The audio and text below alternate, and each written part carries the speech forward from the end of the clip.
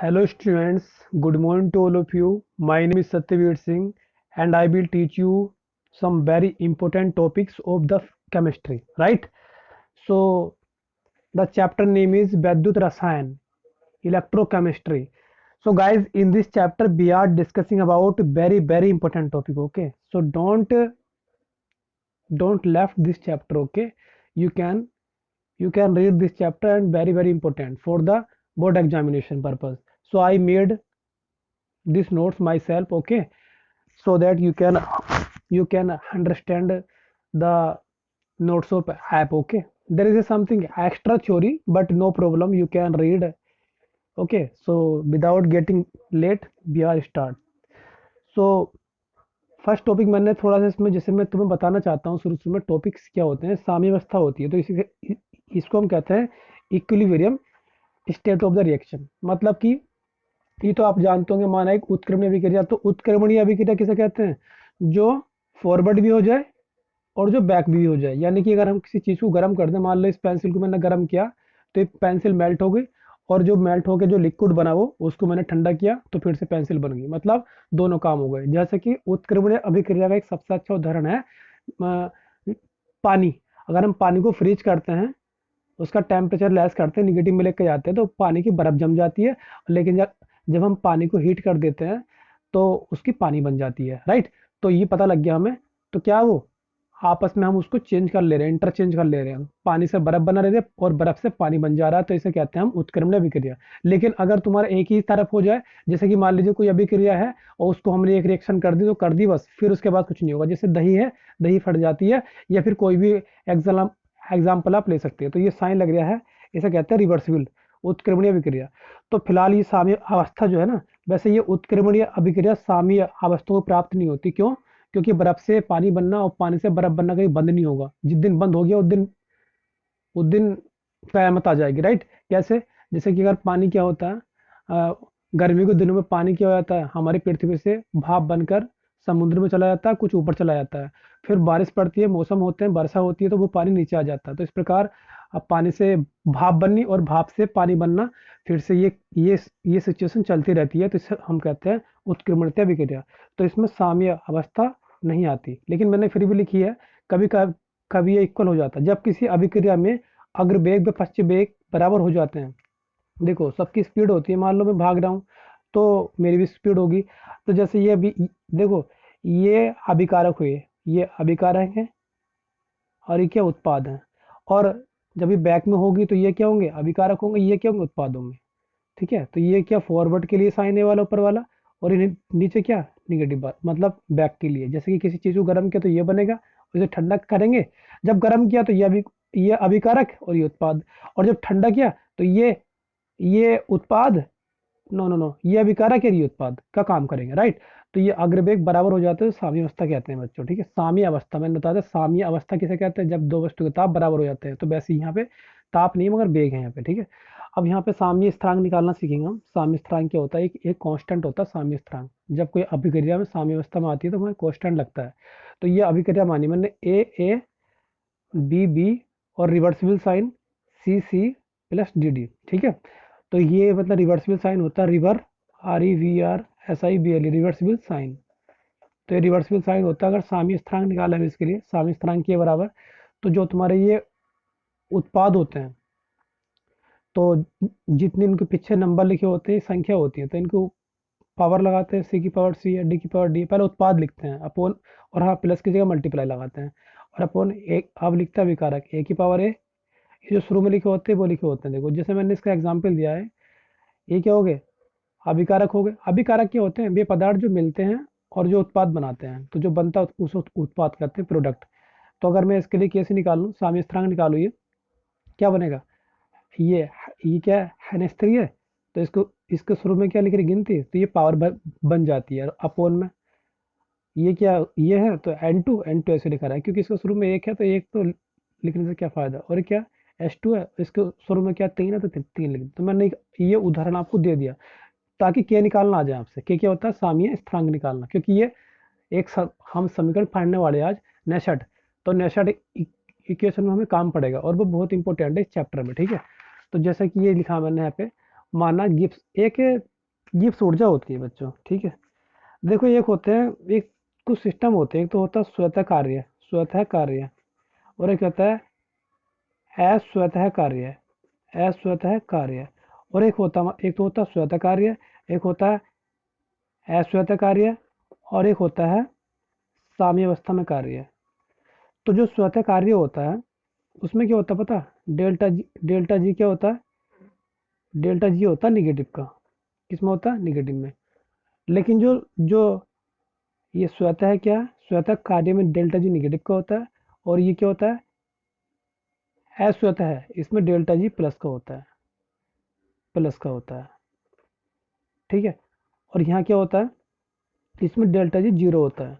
स्वतः कार्य क्या होते हैं? जो अपने आप होते हैं, जैसे कि कोई बॉल है, छत पे है और वो छत से नीचे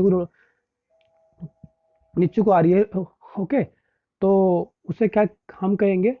उसे कहेंगे हम स्वतः कार्य। और जो गेंद अगर लुढ़क के ऊपर से आ रही है नीचे को, वो तो अपने आप आ जाएगी ना, कुछ कार्य बिना किए, तो उसे कहते हैं स्वतः कार्य, सेल्फ वर्क। और एक क्या होता है? एक होता है जो हम खुद करते हैं, जैसे कि नीचे से अगर बॉल ऊपर फेंकनी है तो बॉल तभी जाएगी जब हम कुछ ऊर्जा लगा के उसको ऊपर फेंकेंगे, वरना वो जाएगी नहीं, राइट। तो इस प्रकार से। और एक होता है स्वतः कार्य। तो इसमें इसको छोड़िए फिलहाल, इसको बताने का मेरा काम नहीं है, बस ये तुम समझ लीजिए गिब्स ऊर्जा क्या होती है। तो ये स्वतः है और है स्वतः से रिलेटेड है, ठीक है। तो ये क्या है? एन एफ, एन क्या है?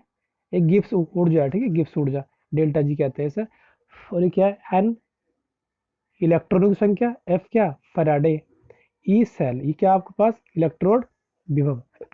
और ये क्या है? यह मानक, जहां भी जीरो लग गया ना, ये नोट, तो वहां मानक आ जाता है। तो मानक, और ये माइनस एन एफ, और ये क्या?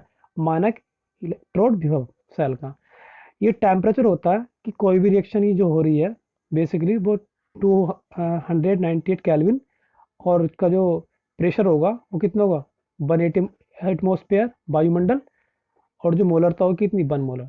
अब ये नेसट, हमें समीकरण पढ़नी है आज, नेसट, तो नेनसर्ट समीकरण। तो ये जो इसके बारे में बता देता हूँ आपको क्या होता है। यह उत्क्रमणीय अभिक्रियाओं के द्वारा बनाई जाती है, मतलब जो इसे प्रूफ करेंगे हम, तो किसके द्वारा होगी ये? उत्क्रमणीय अभिक्रिया द्वारा। इसके द्वारा इलेक्ट्रोड विभव तथा मानक इलेक्ट्रोड विभव ज्ञात किया जाता है। इसका काम क्या होता है? जो तुम्हारा एक तो होता है इलेक्ट्रोड विभव, उसको हम कहते हैं ई नोट, ठीक है। और एक ओ, ई नोट नहीं कहते बच्चे, उसे बस ई सेल कहते हैं। और जो ये होता है क्या? मानक इलेक्ट्रोड विभव, इसे कहते हैं ई सेल, ठीक है, नोट लगा देते हैं मानक के लिए। तो इसके द्वारा ई सेल, ठीक है, और यहाँ पे ई नोट सेल ज्ञात किया जाता है। इसका काम ये होता है, ठीक है। तो ये इसके लिए मैंने ये इसको प्रूफ करना, तो मैंने फिर से मान ली ए, देन बी, और reversible sign C plus D. आपको तो साम्य स्थिरांक निकालना आता है, पहले क्या लिखते हैं? उत्पादों को लिखते हैं, और जो शुरू में होते हैं नंबर होते हैं उनको पावर में लिखते हैं, और जो प्लस का निशान होता है उसको मल्टीप्लाई में लिख देते हैं। आप ठीक से समझते रहिए इसे। सी की पावर क्या हो गया? सी हो गया, डी की पावर क्या हो गया? डी हो गया, अपॉन ए की पावर, अब ये उत्पाद लिखते हैं नीचे, ए की पावर ए प्लस, प्लस नहीं, प्लस तो यहाँ, बट यहाँ पे हम जब लिखते हैं तो इंटू लगाते हैं, मल्टीप्लाई, बी की पावर बी। और यहाँ पे गिफ्ट मुक्त ऊर्जा, बच्चों आपको ये वाली लाइन और ये वाली लाइन याद करनी पड़ेगी, ठीक है। आप मेरी बात मानो, इसे प्लीज प्लीज याद कर लेना, ठीक है आप, ठीक है, प्लीज। क्योंकि ये क्योंकि ये बात हमारी थोड़ी ऐसी है, इसको मैंने इसलिए बताना पड़ रहा है आपको, राइट।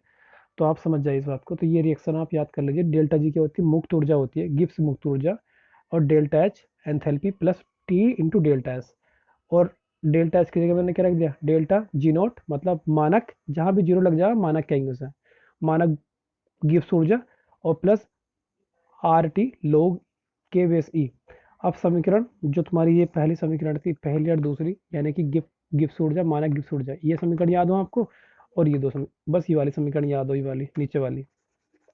बस आप यहाँ पे डेल्टा जी का मान रख दीजिए, और डेल्टा जे जी नोट का मान रख दो। मेरे बच्चों से पढ़ लो ठीक से, आपको समझ में आ जाएगी। फिर यहाँ पे ये बस मान रख दो इसका, समीकरण 1/2 से, जो 1/2 है डेल्टा जी और डेल्टा जी नोट, माना गिब्स ऊर्जा और मानक गिब्स ऊर्जा के मान यहाँ रख दो आप। तो रखे, देखो ये रख दी मैंने, रखो देखो। तो डेल्टा जी का मान कितना? माइनस एन एफ, बिल्कुल सिंपल है। एन एफ सेम है, डेल्टा जी है तो यहाँ क्या? ई सेल, और यहाँ क्या? डेल्टा जी नोट है तो यहाँ क्या? ई नोट सेल, ठीक है। मानक इलेक्ट्रोड विभव, रख दिया इसका मान यहाँ पे, डेल्टा जी के रखा हुआ वाला मान, फिर यहाँ पे रख दिया, फिर यहाँ पे रख दिया, ठीक है। ये होगी इतनी बात। अब इसके बाद देखो मैंने क्या करा, इसके बाद मैंने एक काम किया, जब मान रख दिया इसमें, ठीक है, ये मान रख दिया यहाँ पे, देखो।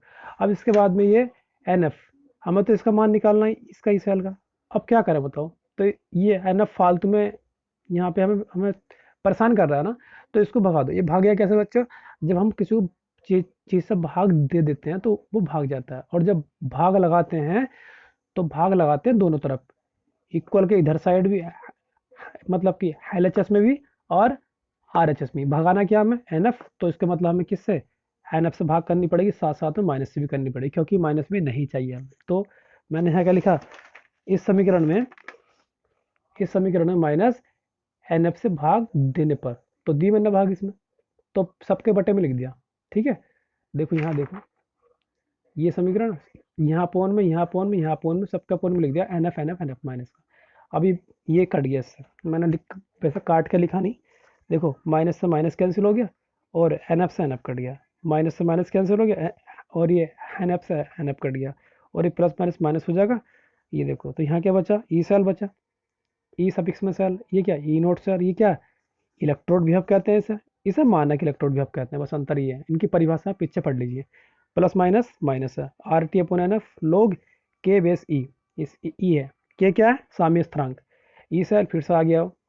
अब इसकी वैल्यू क्या होती है आर की वैल्यू होती है बच्चों 8.314, और टी की वैल्यू बताई मैंने तुम्हें 298 केल्विन, ठीक है। और बस ये रख करके, और इसका एफ का मान पता कितना होता है, 1 फेरेड को अगर तुम उसमें बदलोगे, कहाँ बदलोगे, कुलाम में सॉरी, सो इससे मल्टीप्लाई करनी पड़ती है हमें, 6500 कुलाम बन जाता है फेरेड का, ध्यान रखना, एक कुलाम बराबर, ठीक है। तो ये एफ की जगह रख दिया मैंने, एफ बराबर इतना होता है 9650, इसे आपको याद करना पड़ेगा, ये नंबर याद, वैसे कॉन्स्टेंट है, पेपर में मिल जाते हैं देखने के लिए, ठीक है। अभी क्या लोग के बेसी, अब ये सब ऐसे चलता रहा, इधर इधर भी चलता रहा। अब आपने एक काम कर लिया, इसकी मल्टीप्लाई कर ली, ठीक है आपने। और हाँ एक बात सुनो, एक बात मैंने यहाँ छोड़ दिया आपके लिए अभी, ये के है ना, ई है ई, और आप अब बेस लगा रहे हो क्या, अच्छा अब बेस लगा रहे हो आप यहाँ पर 10, तो जब ई को तुम बदलते हो ना, ई को यहाँ बेस क्या आधार क्या ई है, अगर तुम 10 करते हो तो बच्चों उससे गुणा कर देते हैं, 2.330,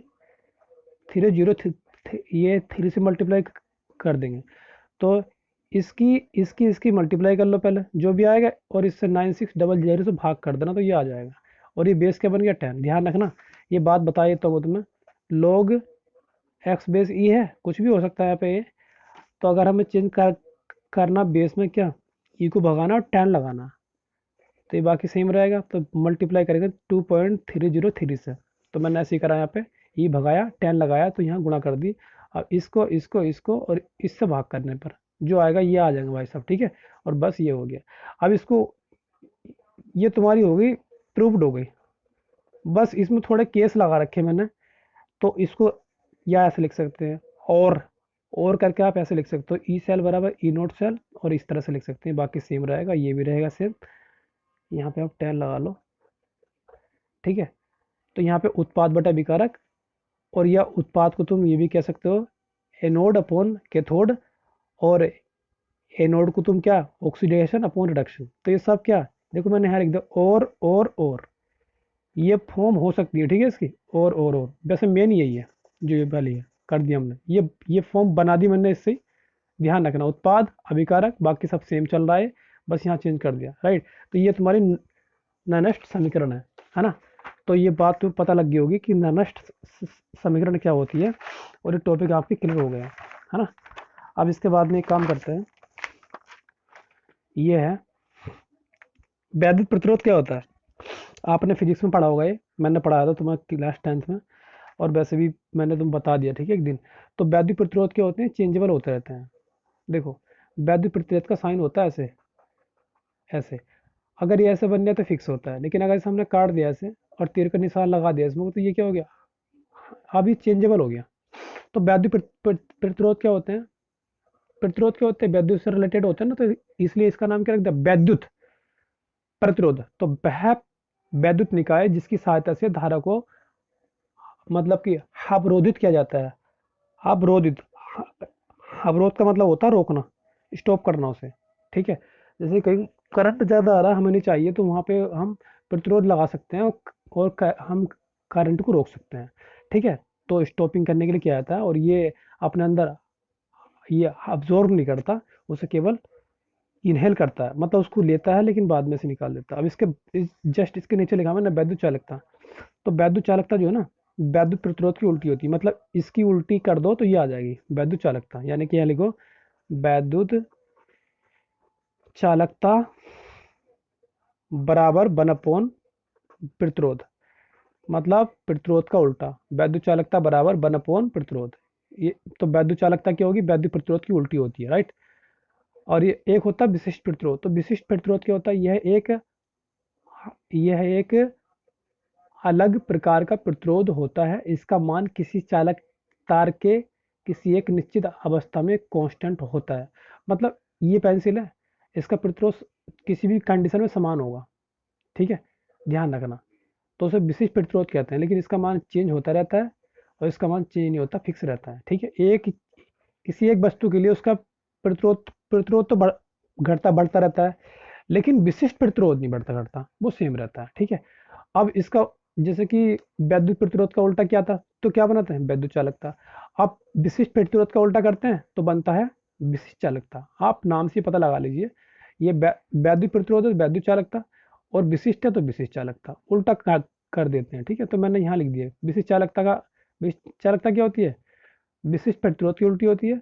और वैद्युत चालकता क्या होती है, जो शुरू में बताई थी मैंने मैंने यहाँ लिख दिया उसका सूत्र, वन अपॉन वैद्युत चालकता। इनका काम पड़ेगा ना आपको, इसलिए मैंने बता दिया, ठीक है। ओके, अब इसके बाद एक काम करते हैं बच्चों, मैं आपको इसके मतलब रिलेटेड सवाल दूंगा बाद में, जब आप इसे वीडियो को पढ़ लो सारी को, ठीक है। इससे मतलब पहले मैं एक नियम बताता हूँ आपको। नेक्स्ट इक्वेशन तो बता दी मैंने, ये यहाँ भी लिख रही देखो, जो तुम्हारे नोट्स हैं, ये नोट्स बहुत अच्छे हैं, बहुत प्रूवन है, और सब कुछ है इसमें, ठीक है। और बच्चों एक बात और बता दूँ मैं तुमसे, यहाँ जो पढ़ा रहा हूँ वो तुम्हें केमिस्ट्री है, इसमें मेन मेन टॉपिक में कवर कर रहा हूँ पहले, जो ज़्यादा मेन है, बहुत ज़्यादा मेन है, क्योंकि मैं तुम्हें, आप समझ रहे हैं ना बात, मैं आपके लिए बहुत मेहनत करता हूँ, ठीक है। तो आप ये वीडियो लगन से देखिएगा, मन लगा के पढ़िए, और अच्छे नंबर गेन कीजिए, ठीक है।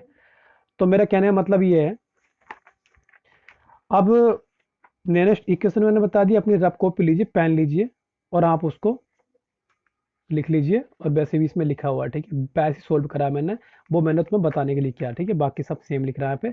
और ये कुछ सवाल है इसके न्यूमेरिकल। तो एक काम करना बेटा, इसमें न्यूमेरिकल इतने सारे हैं, ये आप न्यूमेरिकल खुद करोगे, मैं बनाऊंगा इसके ऊपर एक वीडियो, ठीक है, न्यूमेरिकल के ऊपर, जो ये समीकरण है, इसके ऊपर सवाल बताऊंगा मैं आपको। लेकिन आप फिलहाल एक जगह लिख के, मैं जाता हूँ आपको एक एक मतलब रूल है इसमें, ये रूल है, ये कोलराउस का, ये बहुत आता है, हर बार आता रहता है, ठीक है। तो मैं तुम्हें पता है, मैं मोस्ट टॉपिक तुम्हें कंट्रोल कर रहा हूँ, और उसके बाद में जो बचेंगे टॉपिक मैं उसकी वीडियो बना दूंगा, राइट, ठीक है।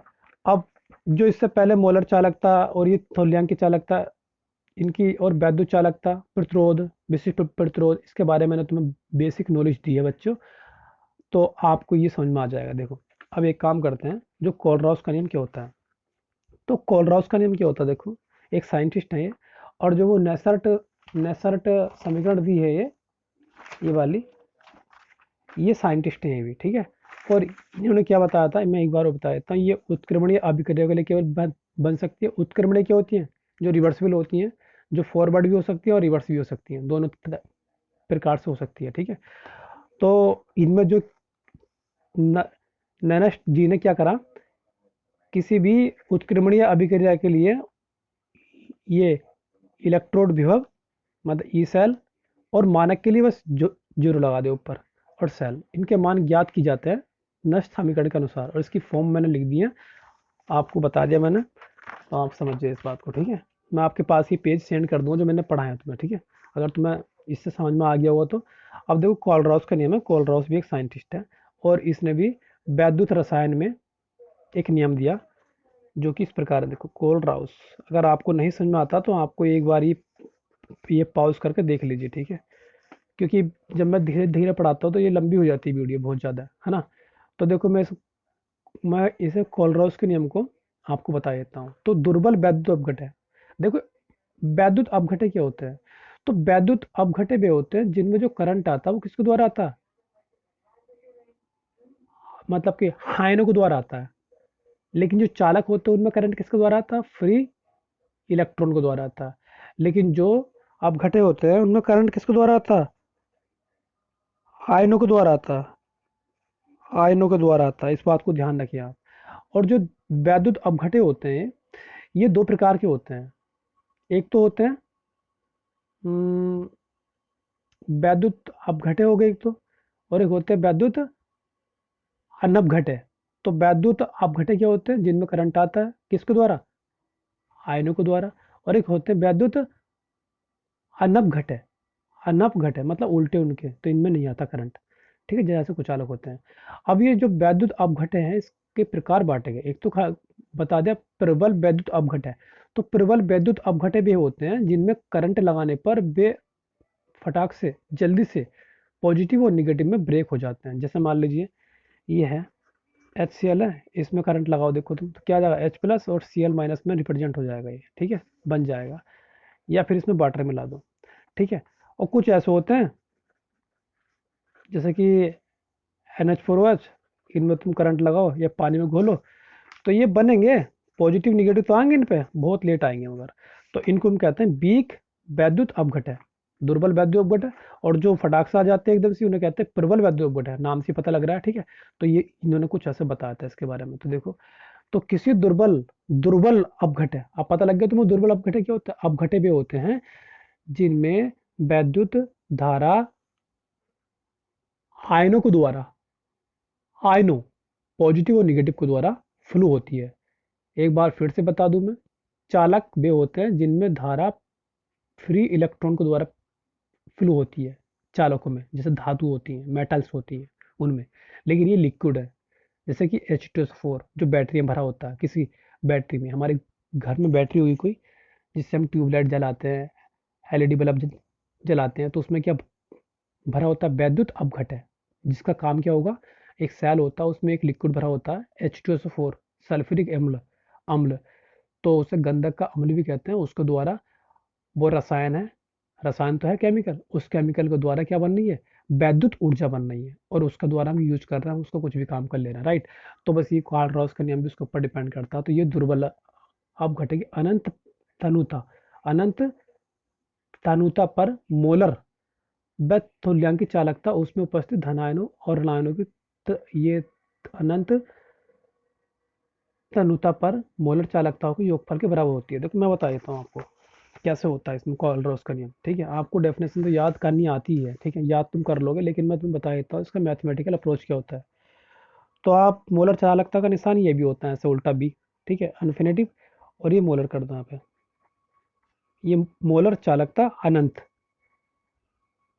अनंत मोलर चालकता, ऐसा मतलब पढ़ते हैं इसे, अनंत मोलर चालकता, ये चालकता का निशान है जो होती है किसी दुर्बल वैद्युत अपघटय की अनंत मोलर चालकता। अनंत मोलर चालकता जो होती है उसमें उपस्थित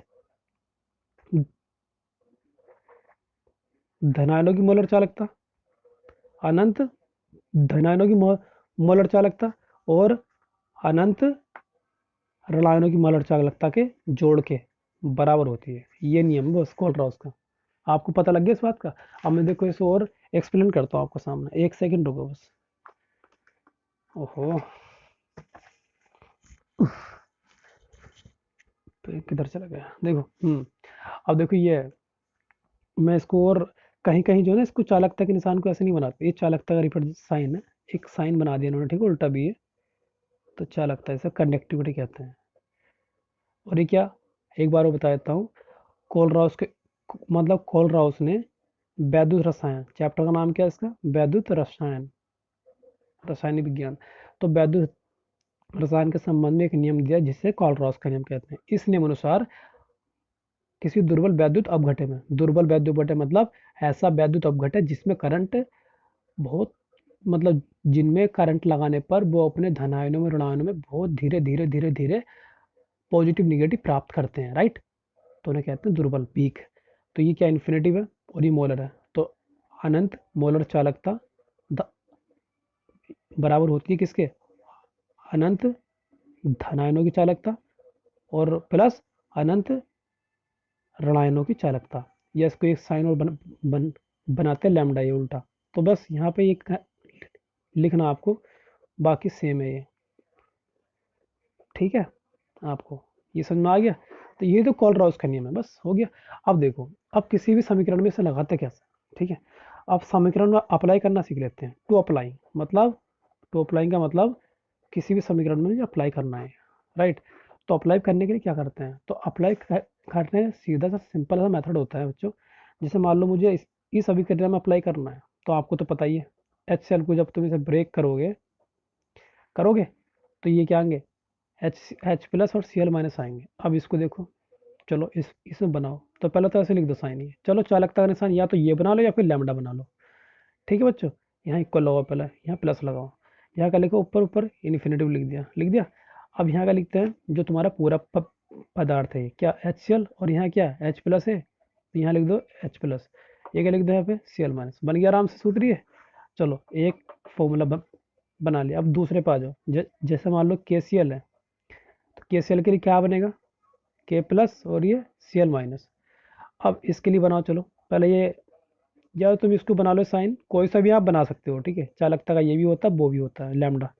पहले इन्फिनेटिव लिख दो, यहाँ बराबर लगा दो क्योंकि इधर प्लस होते हैं, यानी कि हाँ। अब ये केसीएल है। अब यहाँ पे क्या लिखेंगे हम, पॉजिटिव वाला लिखते हैं और यहाँ क्या लिखते हैं, निगेटिव वाला। तो आप बिल्कुल बना सकते हैं, कर सकते हैं।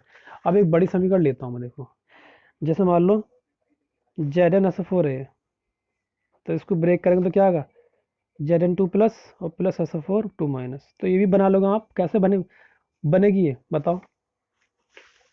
हम्म इसके लिए कैसे बनेगा, तो बस चलो आपका लैम्डा ले, ले लेता हूँ मैं। लैम्डा लेके मैंने क्या करा यहाँ पे, अब यहाँ पे क्या ऐसे पूरे को लिख देंगे ऐसे। ये किसकी चालकता है, अनंत मोलर चालकता किसकी, जेड जिंक सल्फेट की। और यहाँ क्या लिखेंगे, जेड एन टू प्लस, और यहाँ क्या लिखेंगे S F O two minus, ठीक है। इसके लिए हमने बना दिया। तीसरा एग्जाम्पल हो गया। अब चौथा एग्जाम्पल जो बताने वाला हूँ बहुत इंपॉर्टेंट है, ठीक है। उसको आप ठीक से ध्यान से देख लेने रहे। जैसे क्या बी ए सी एल टू है, इसके लिए क्या बनेगा, बी ए टू प्लस और टू सी एल माइनस। ध्यान रखना इस बात का। अब देखो इसमें क्या बनेगा, लैम्डा, पहले तो ऐसे लिख दो, ये कुछ ना रखा है इसमें, ठीक है। यहाँ पे क्या करेंगे, बी ए टू प्लस और ये। अब देखो यहाँ कुछ गुणा में है नहीं है ना, यहाँ गुणा में है, तो यहाँ तो तुम लिखोगे सी एल। कुछ बच्चे यहाँ टू सी एल लिख देते हैं, लेकिन उन्हें ये नहीं पता कि टू यहाँ गुणा करते हैं। इस बात का ध्यान रखना आप। और यहाँ क्या लिखेंगे, बी ए सी एल टू, ये बन गया। चलो एक एग्जाम्पल और बताता हूँ तुम्हें। एक एग्जाम्पल और है, A L C L three, A L C L three. इसको ब्रेक कर लो पहले। पहली बार तो पता हमें ए एल, इससे पता लग जाता है हमें, क्योंकि सी एल है, एक सी एल पे एक माइनस होगा, तो कितने हैं, तीन है, तीन माइनस होंगे।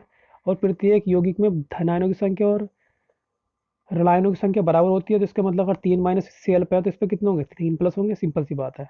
और ये सी एल माइनस और यहाँ तीन से गुणा कर देंगे, सही है। अब इसके लिए बनाओ, चलो लैम्डा, लैम्डा इन्फिनेटिव, और ये कितना, A L three plus plus, sorry lambda बनाना था मुझे, और ये सी एल माइनस और तीन से यहाँ गुणा करेंगे।